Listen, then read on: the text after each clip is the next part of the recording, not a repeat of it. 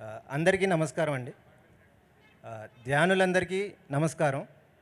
మొదటిసారి స్టేజ్ మీదకి వచ్చాము. మా అందరికీ ఇక్కడ పైమాలో అంకురం అయింది ధ్యానం గురించి. సార్ ఎప్పుడూ చెప్తూ ఉండేవాళ్ళు. 2013లో నేను మారం శివప్రసాద్ గారి వ్యవసాయ క్షేత్రం దోర్నాల్లో వ్యవసాయం చేస్తున్నప్పుడు సార్ మౌనంలో ఉండి అందరూ ఆధ్యాత్మిక వ్యవసాయం చేయాలి, ఆధ్యాత్మిక వ్యవసాయానికి అంకురార్పణ చేయాలి, అది మీరు మొదలు పెట్టాలి అని చెప్పి ఒక కాగితం మీద రాసి నాకు జేబులో పెడతాం జరిగింది. ఆ రోజు నాకు వ్యవసాయం అంటే ఏంటో తెలియదు. నేను అప్పుడు పిరమిడ్స్ కడుతూ ఉండేవాడిని. పిరమిడ్ గురించి మాత్రం తెలుసు, వ్యవసాయానికి పిరమిడ్కి సంబంధం ఏంటో అనుకుంటూ ఉండేవాడిని. అప్పటి వరకు వ్యవసాయ క్షేత్రాల్లో పిరమిడ్లు కడితే వ్యవసాయం బాగా ఉంటుందని మాత్రమే తెలిసి ఉండేది. కానీ ఈ పిరమిడ్ శక్తిని వ్యవసాయంలో ఎలా ఉపయోగించుకోవాలి, వ్యవసాయానికి పిరమిడ్కి ఉన్న సంబంధం ఏంటి, ఈ మొత్తం అంతా అసలు భూమికి వ్యవసాయానికి ఉన్న సంబంధం ఏమిటి, మానవుడికి వ్యవసాయానికి ఉన్న సంబంధం ఏమిటి, సృష్టికి వ్యవసాయానికి ఉన్న సంబంధం ఏమిటి, సృష్టి మనుగడకి వ్యవసాయానికి ఉన్న సంబంధం ఏమిటి, ఈ మొత్తం అంతా ఒక్కొక్క రోజు ఒక్కొక్క చోట తిరుగుతూ ఒక్కొక్క రైతుని కలుస్తూ ఉన్నప్పుడు వాళ్ళకి అనుభవాలు తెలుసుకుంటూ వాళ్ళతో సంచరిస్తూ ఉన్నప్పుడు తెలిసిన విషయాలు ఇవన్నీ ఈ రోజుకు ఒక పిరమిడ్ స్పిరిచువల్ ఫార్మింగ్ ఆర్గనైజేషన్ అనేది ఒక స్టార్ట్ చేయటం. ఈ ఎంతోమంది రైతులు దీని వెనకాల ఉన్నారు. ముఖ్యంగా మా అందరికీ బాగా మేలు చేసింది కరోనా టైం అండి. అందరూ ఎక్కడికి బయటికి వెళ్ళటానికి లేదు. నేను చరణ్ ఒకే వ్యవసాయ క్షేత్రంలో ఉన్నాం. ఆ వ్యవసాయ క్షేత్రంలో మేమిద్దరము, మాకు 2 ఆవులు, 1 ఎకరంన్నర పొలం. మేము పండించుకునేది మేమే తినేవాళ్ళం, మేము తిన్నది మేమే కడుగుతూ ఉండేవాళ్ళం. ప్రతిరోజు ధ్యానం జరిగేది, ప్రతిరోజు గోసేవ జరిగేది, ప్రతిరోజు వ్యవసాయం జరిగేది. ఆ తర్వాత సార్వి వీడియో క్లిప్పింగ్స్ వస్తూ ఉండేవి, అవి చూస్తూ ఉండేవాళ్ళం. రోజులు గడుస్తూ ఉన్నాయి. దీంట్లో మాకు ఒక్కొక్క రోజు మా ధ్యానంలో మాకు ఒక్కొక్క మాస్టర్స్ దగ్గర నుంచి మాకు సందేశాలు రావటం జరిగినాయి. మాకు ముందుగా వచ్చిన సందేశాలు, మాకు ఒక హాస్టల్ మాస్టర్ పరిచయం అయ్యారు. ఆయన పేరు ఫియో, FEAO ఫియో. ఆయన ప్లేడియన్స్ కన్నా ఉన్నతమైన గ్రహాల దగ్గర నుంచి ఆయన యొక్క జ్ఞానాన్ని భూమి మీద పంచడానికి 2000 సంవత్సరం నుంచి ఆయన జనాల్ని ఎత్తుక్కుంటూ ఉన్నారు. మొత్తం భూమి మీద 108 మంది మాస్టర్స్ని, ఒక స్పిరిచువల్ సొసైటీయే కాదు, ఎన్నో సొసైటీస్ నుంచి కూడా ఆయన 108 మంది మాస్టర్స్ని ఆయన ఎన్నుకున్నారు. 108 మందికి సమానమైన ఎనర్జీ ఇస్తూ వచ్చారు.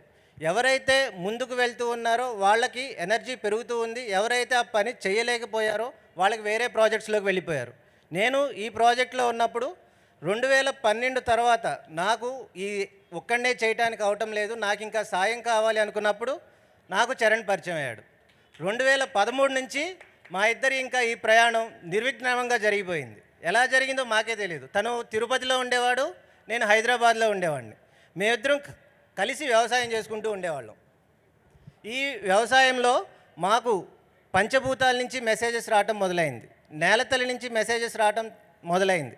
మనం ఇన్ని రోజులు చేసిన వ్యవసాయం ఏంటి, ఇక ముందు చేయాల్సిన వ్యవసాయం ఏంటి, ముందు చేసిన వ్యవసాయంలో మనం ఎన్ని కోల్పోయాము, ఎన్ని రకాలుగా కోల్పోవాల్సి వచ్చింది అనేది దాని గురించి చెప్పడానికి చాలా సమయం పడుతుంది. కానీ మాకున్న సమయం చాలా తక్కువ. దీంట్లో మేము ఈ సాధన ఎలా చేసుకుంటూ వచ్చాము, దీనిలో మన వ్యవసాయానికి కావాల్సినవి ముఖ్యంగా అందరూ అనుకుంటారు నేల కావాలి, భూమి కావాలి, ఇవి 2 కాదు, పంచభూతాలు కావాలి. నేను వ్యవసాయం చేస్తున్నప్పుడు పత్రి సార్ని ఒకరోజు కలవటానికి వెళ్ళాం. అప్పుడు నేను అనుకునేవాడిని వర్షాలు ఎక్కువగా పడటం వల్ల, చలి ఎక్కువ వల్ల, లేకపోతే ఎండలు తీవ్రతంగా ఉండటం వల్ల పాలీ హౌసెస్ కానీ గ్రీన్ హౌసెస్ కానీ చేసి 365 రోజులు పంటలు పండించుకొచ్చు అది ఆలోచనతో ఉండి సార్ని అడగటానికి వెళ్ళాను. సార్ని నేను అడగలేదు, నా ముందు కూర్చున్న ఒక ఆయన లెంపకాయ కొట్టి పంచభూతాల్లో ఒక భూతాన్ని తీసే నువ్వు పెట్టేది ఏంట్రా పిండం అన్నాడు. తర్వాత సార్ని కలవాల్సిన అవసరం లేదు, నాకు కావాల్సిన ఆన్సర్ నాకు దొరికిపోయింది. పంచతత్వాలతో తయారైన ఈ శరీరానికి కావాల్సిన ఆహారం పంచతత్వాల నుంచే రావాలి.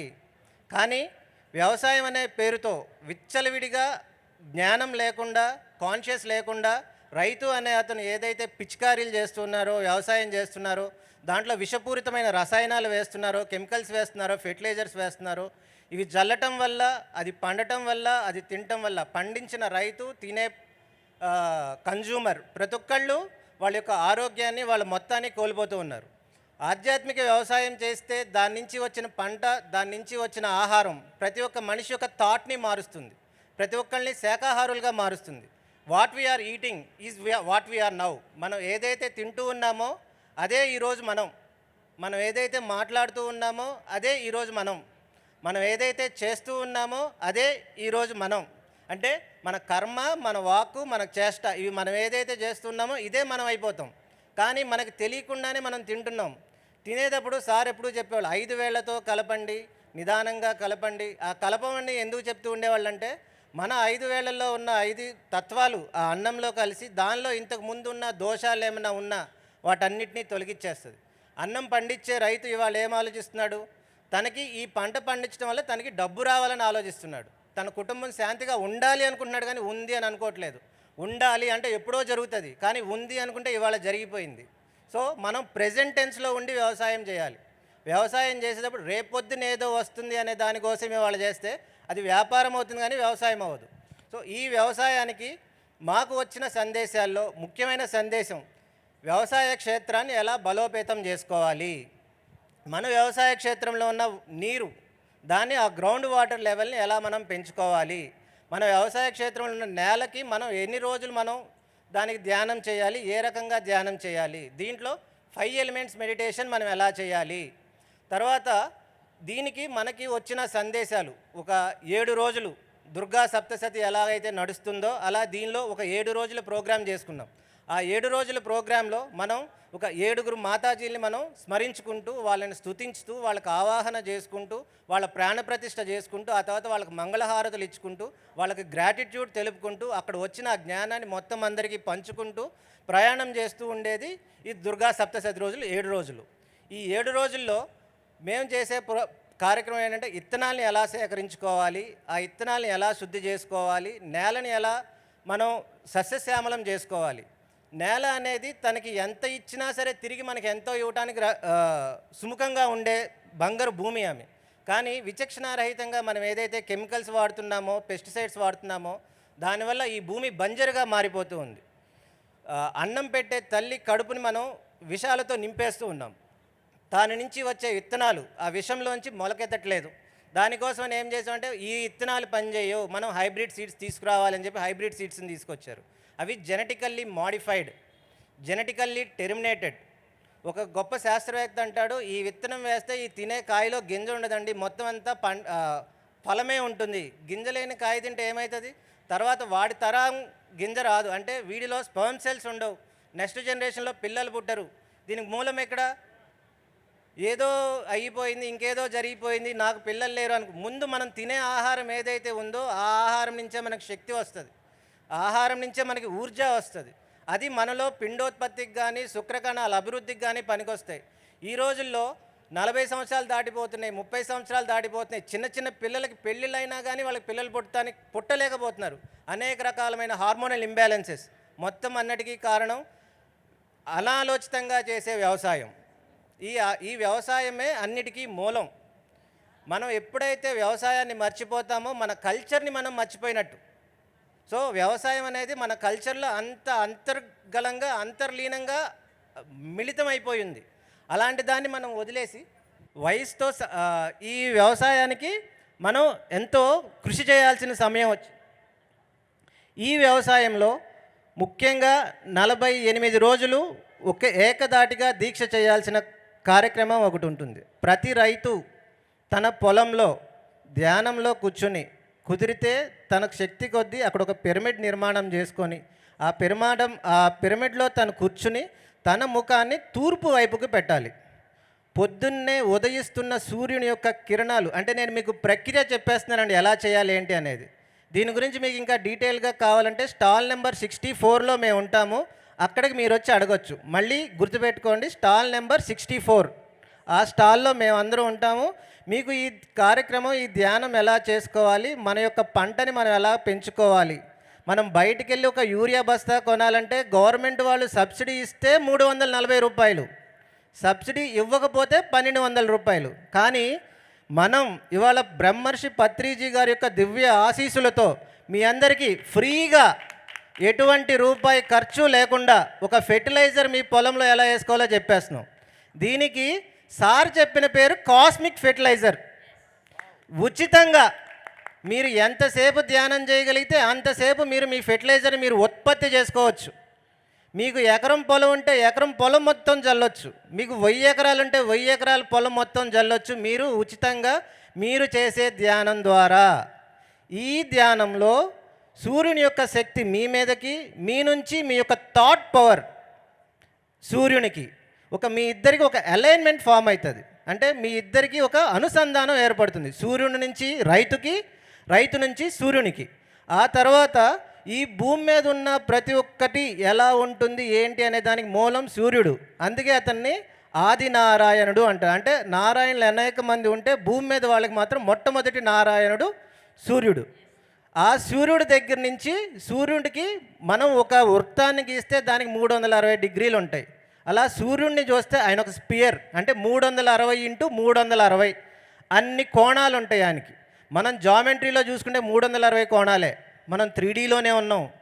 కానీ ఆయన మల్టీ డైమెన్షన్స్లో ఉన్న కాస్మోస్లో ఉన్న ఎనర్జీ మొత్తాన్ని, ఆ కాస్మిక్ ఎనర్జీ మొత్తాన్ని మీకు అందించేస్తాడు. మీరు చేయాల్సింది ఏంటంటే పొద్దున్న ప్రతిరోజు ఉదయం మీ పొలంలో ఒక దగ్గర కూర్చుని సూర్యుని యొక్క కిరణాలు మీ మీద పడేటట్టు మీరు కూర్చోవటం మాత్రమే.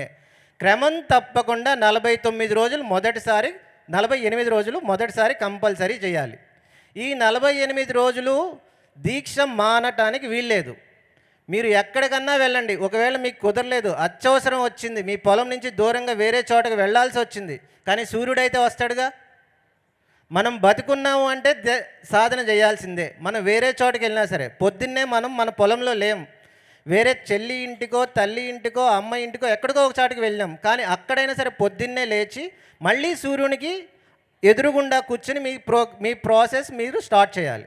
అప్పుడు ఏం చేస్తారంటే సూర్యుడి నుంచి మీకు వచ్చిన శక్తిని మళ్ళీ మీరు సూర్యుడికి మీరు అనుసంధానమై మీరు పంపించే శక్తిని సూర్యుని యొక్క రెండో కిరణం ఒకటి మీ మీద పడుతూ ఉంటే ఇంకో కిరణం మీ పొలం మీద పడుతున్నట్టు మీరు ఊహించుకోవాలి.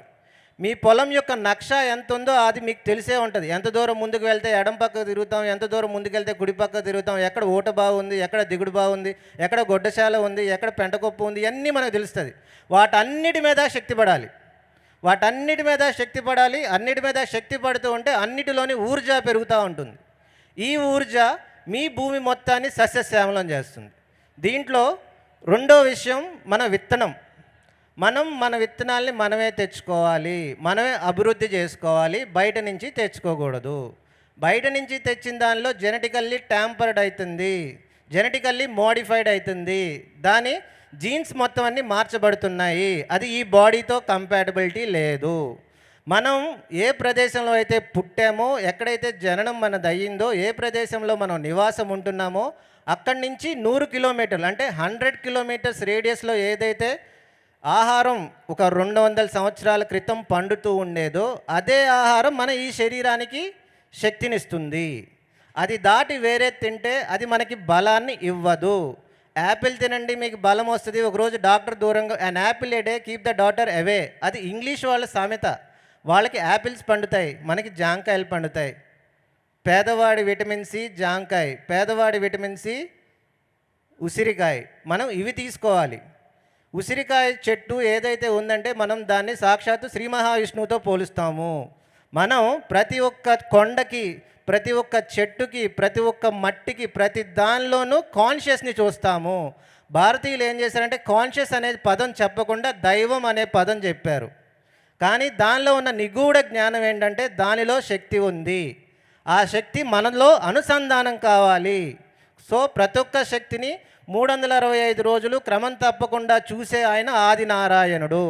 సో మనం ఆ ఆదినారాయణతో కనెక్టివిటీ పెంచుకుంటే ఆ ఆదినారాయణుడు మన వ్యవసాయం మొత్తం ఆయన చేస్తాడు.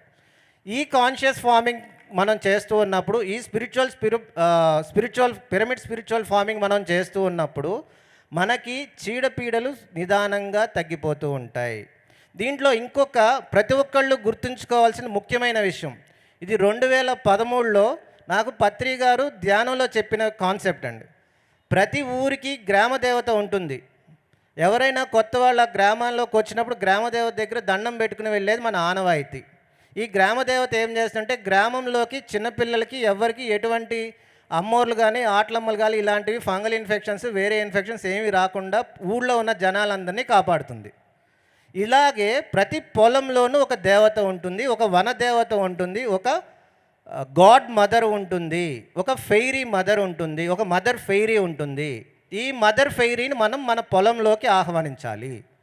ఈ మదర్ ఫెయిరీని ఆహ్వానించడానికి ఇప్పుడు మనం ఎవరన్నా ఇంటికి వెళ్తే మనకి ఇష్టమైన వాళ్ళు, ఇవాళ విజయ్ వచ్చాడు, విజయ్కి పరవాన్నం ఇష్టం, విజయ్కి గుమ్మడికాయ బెల్లం వేసి వండితే ఇష్టం, విజయ్కి పెరుగన్నం ఇష్టం అని చెప్పి ఈ అరేంజ్ చేస్తాడు చరణ్. అలాగే మదర్ ఫెయిరీకి ఏది ఇష్టం? మదర్ ఫెయిరీకి పువ్వులు ఇష్టం, మదర్ ఫెయిరీకి తేనెటీగలు ఇష్టం. మన కంటికి తేనెటీగ కనిపిస్తుంది.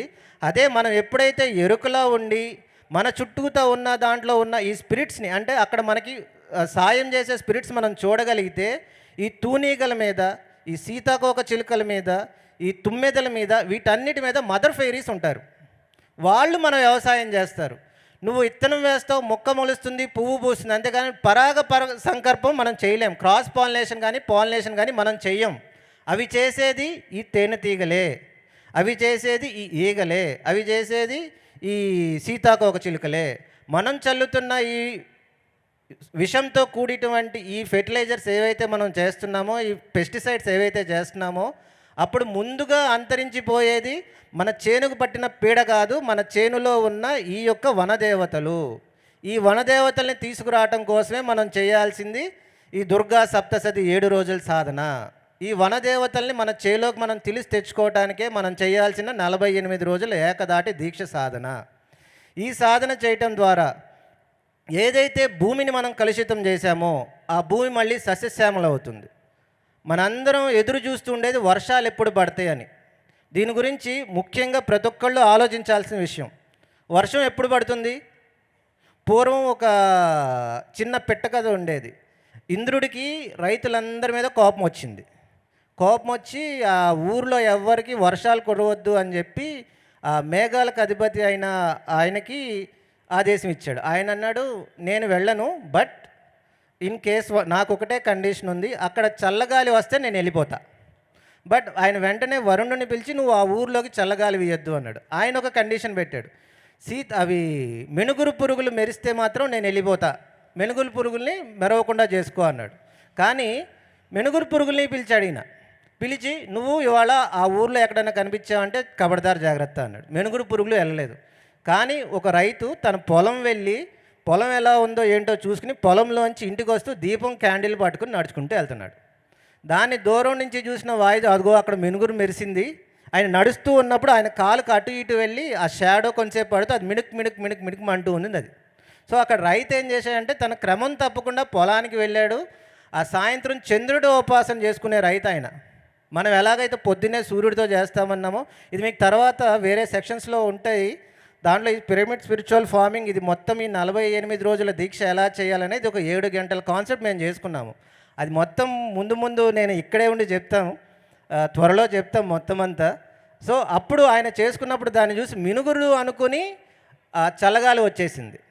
ఆ చల్లగాలి అనుకుని అది మేఘం వచ్చేసింది, మొత్తం వర్షం పడిపోయింది, పొలమంతా అయిపోయింది. దీన్నే రీసెంట్గా మహేష్ బాబుది ఒక సినిమా చూశాను, మహర్షి కదా, మహర్షిలో అందరూ వ్యవసాయం వదిలేస్తారు, ఒక ముసలాయన చేస్తూ ఉంటాడు. ఏంటంటే చేయటం మానేస్తే తర్వాత మర్చిపోతానేమో అని. సో మన సాధన మనం కంటిన్యూస్గా చేయాలి. ఒకరోజు అయిపోయినా మర్చిపోతాం, అలసత్వం వచ్చేస్తుంది. దీంట్లో నేను మన పిరమిడ్ స్పిరిచువల్ సొసైటీతోనే కాకుండా ఇంకా వేరే సొసైటీతో కూడా ఈ వ్యవసాయం బేస్లో వర్క్ చేస్తూ ఉన్నా. దీంట్లో కోయంబత్తూరులో ఉన్న ఈషా ఫౌండేషన్లో ఆయన కూడా 48 డేస్ గురించి చెప్తాడు. ఆయన చెప్పే 48 డేస్లో ఏముందంటే, ఒక మనిషి ఒక 48 డేస్ ఒకే పని చేశాడంటే అది ఒక సాఫ్ట్వేర్ అయిపోతుంది. ఆ సాఫ్ట్వేర్ వాడి జీనోమ్లో కలిసిపోతుంది. వాడి జీనోమ్లో ఆ సాఫ్ట్వేర్ వచ్చేసి అది మర్చిపోడు. సో మనకు కూడా ఈ 48 రోజుల దీక్షలో మనకి ఎట్లేదన్నా సరే ఒక 2 పౌర్ణములు, ఒక 2 అమావాస్యలు కంపల్సరీ వస్తాయి. సో మనకి పౌర్ణమి ధ్యానం మన అందరికీ తెలుసు, దాని మీద పుస్తకాలు దండికి చదివేసినాం. అమావాస్య ధ్యానం గురించి కూడా కొన్ని పుస్తకాలు వచ్చినాయి, వాటిని కూడా దండికి చదివేసినాం. కానీ వాటిని తీసుకొచ్చి వ్యవసాయంలో అప్లై చేస్తున్నామా లేదా? దీంట్లో కొత్తగా జ్ఞానం ఏం లేదు, మొత్తం అంతా పత్రిసారి ఎప్పుడో రుబ్బి మనకి పెట్టేసినాడు. కాకపోతే మన అవసరం ఏదైతే ఉందో ఆ అవసరాన్ని దాన్ని బయటికి తీయాలి. ఆ ఎరుక మనలో ఉన్న దాన్ని మనం జాగృతం చేసుకోవాలి.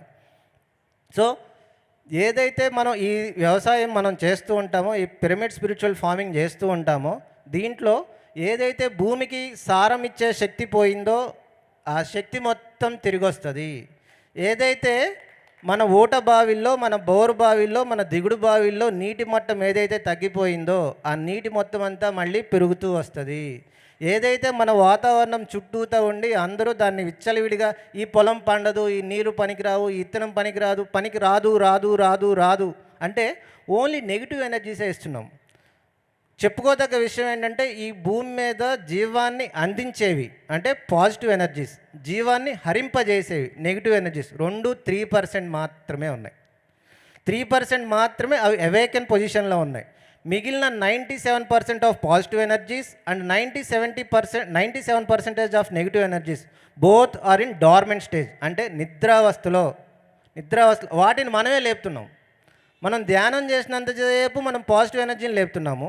పక్కకు రాగానే మన వాక్క్షేత్రం సరిగా మనం ఆ పాజిటివ్ ఎనర్జీని వదిలేసి నెగిటివ్ ఎనర్జీని ప్రైజ్ చేస్తున్నాం. లోపల పిరమిడ్లో కూర్చున్నంతసేపు ధ్యానం చేసినావు, మంచిగా ఉంది. బయటకు వచ్చిన తర్వాత ఏం మాట్లాడుతున్నావు? అన్న ఇత్తనం తెచ్చినా మొలవలే, అన్న యూరియా వేసినా కాలే, అన్న ఎద్దులు దొరకలే, ట్రాక్టర్ తెచ్చినా దున్నినా కానీ నేల గట్టిగా అయిపోయే, వర్షం పడతలే అంటాడు కానీ వర్షం వస్తుంది అని మాత్రం ఏ రైతు అంటలే. ఇది ముఖ్యమైన గమనించుకోవాల్సిన విషయం. మన వాక్క్షేత్రం సంపూర్ణంగా 100% శుద్ధిగా ఉంటే మన వ్యవసాయం శుద్ధిగా ఉంటుంది. దీని గురించి చెప్పుకోవడానికి చాలా ఉంది, సమయం తక్కువగా ఉంది. సో తప్పకుండా మేడం. ప్రతి ఊరు యాక్చువల్లీ దీంట్లో ఇంకొక సందేశం. మేము మొదలుపెట్టింది తిరుపతిలో. ఎక్కడ మొదలుపెట్టామంటే మేము తిరుపతిలో మొదలుపెట్టిన తర్వాత మేము ఒక ట్రెక్కింగ్కి వెళ్తూ ఉన్నప్పుడు ఒకరోజు PM నరేంద్ర మోడీ స్పీచ్ ఆయన చెప్పాడు, Tirupati will become the spiritual capital of whole country and whole universe. మేము దాన్ని హోల్ యూనివర్స్ చేసుకున్నాం. తిరుపతిలో ఆధ్యాత్మికతకి క్యాపిటల్ చేస్తారు. సో మేము ముందు మా యొక్క దాన్ని అక్కడ స్టార్ట్ చేసాం. తర్వాత ప్రతి గ్రామాలకి వెళ్ళాలి, ప్రతి మండలాలకి రావాలి. ప్రతి మండలంలోనూ ఒక ఇప్పుడు మనం పిరమిడ్స్ని ఎలా అయితే పెంచుకుంటూ వెళ్ళామో, ఎక్కడెక్కడైతే పిరమిడ్స్ కట్టారో ఆ డేటా మొత్తం వచ్చేసింది. ఇప్పుడు ఎక్కడెక్కడైతే పిరమిడ్స్ కట్టారో అందుట్లో గ్రామాల్లో ఎక్కడెక్కడ పిరమిడ్స్ ఉన్నాయో ఆ డేటా మొత్తం డీకోడ్ చేసుకుంటున్నాం. అక్కడక్కడికి మళ్ళీ మళ్ళీ మళ్ళీ మళ్ళీ ఒక పని అయిపోయింది. వరల్డ్ కప్ 2004 అయిపోయిన తర్వాత 2008 వచ్చింది. అలాగే PSSM మూవ్మెంట్ అయిపోయిన తర్వాత PSF మూవ్మెంట్ స్టార్ట్ అవుతుంది. ఒకటి అయిపోయిన తర్వాత ఇంకోటి చేసుకుంటూ పోవాలి కదా, లేకపోతే భూమి మీద పనే ఉండదు. సో ఈ భూమి మీద పని చేసుకుంటూ పోవాలి, ఇది కర్మభూమి. సో ప్రతి మండలానికి ఇప్పుడు గ్రామంలో పిరమిడ్ ఎలా వచ్చిందో అలా గ్రామంలో పిరమిడ్ స్పిరిచువల్ ఫార్మర్స్ని తయారు చేసుకుంటాం. గ్రామానికి ఫార్మర్స్ అయిన తర్వాత మండలంలో ఒక చిన్న వాళ్ళందరికీ మీటింగ్ ఆఫీస్ లాగా ఏదో ఒక పిరమిడ్ని దాన్ని కొన్ని రోజులు తీసుకుని అక్కడ ఒక సొసైటీ లాగా ఏర్పాటు చేసి అక్కడ మీటింగ్ పెట్టుకుంటాం. తర్వాత జిల్లాలకు వస్తాం, తర్వాత రాష్ట్రానికి వస్తాం, తర్వాత ఎడపోతాం దేశానికి, ఇంకా ప్రపంచానికి బొగుడే. ఇంతకుముందు మా ముందు ఇంకొక పెద్ద అని చెప్పారు అమెరికాలో 180/180 పిరమిడ్. నేను అసలు ఊహించాలి అమెరికాలో కూడా చేస్తున్నారని. మరి అంటే అన్నీ చేస్తారు మేడం, కానీ అంత పెద్ద పిరమిడ్ చేస్తారు. ఇంతకుముందు వరకు ఏంటంటే ఓన్లీ ఇండియా వరకే అని పెట్టుకుని మేము మా దాంట్లో healthy farmers, healthy people, healthy nation అని పెట్టుకున్నాం. ఇప్పుడు దానిలో ఇంకోటి యాడ్ చేసుకోవచ్చారండి, global healthy universe. World work కూడా కదా, హెల్దీ యూనివర్స్. ఎందుకంటే మాకు వస్తున్న కాస్మిక్ ఎనర్జీస్లో చాలా వరకు మేము జూపిటర్ దగ్గర నుంచి తెచ్చుకుంటున్నాము, ప్లేడియన్స్ దగ్గర నుంచి తెచ్చుకుంటున్నాము, వేరే స్టార్స్ దగ్గర నుంచి, వాటి దగ్గర నుంచి కూడా వస్తున్నప్పుడు ఆ అన్నిటిని ఎందుకు వదిలేయాలి? సో ఇంకా ఈ సొసైటీ గురించి డీటెయిల్గా చరణ్ చెప్తారు.